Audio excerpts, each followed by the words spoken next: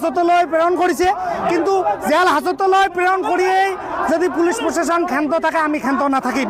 আমাক এই হত্যাকাৰী আৰক্ষী বিষয়াক উপযুক্ত শাস্তি প্ৰদান কৰি মৃত্যুদণ্ডৰ দ্বাৰা যদি শাস্তি প্ৰদানৰ ব্যৱস্থা নকৰে আমি অনাগত দিনত আমি কিন্তু ক্ষান্ত নাথাকিম।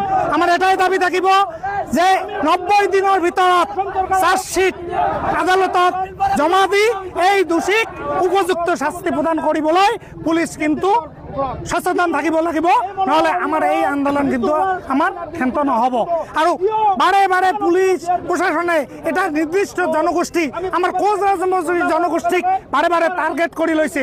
এইটো এটা খুব চিন্তনীয় আৰু খুব পৰিতাপৰ বিষয় যে আমাৰ সহজ সৰল জনগোষ্ঠীক কিয় বাৰে বাৰে টাৰ্গেট কৰি লোৱা হয়। গতিকে আপোনালোকৰ চেনেলৰ যোগেদি মাননীয় মুখ্যমন্ত্ৰী আমি দৃষ্টিগোচৰ কৰিব খুজিছোঁ যে যাতে আমাক এই বনহৰি ৰায়ৰ হত্যাকাৰীক উচিত শাস্তি প্ৰদান কৰি আমাৰ গোটেই কোচ ৰাজবংশী জনগোষ্ঠী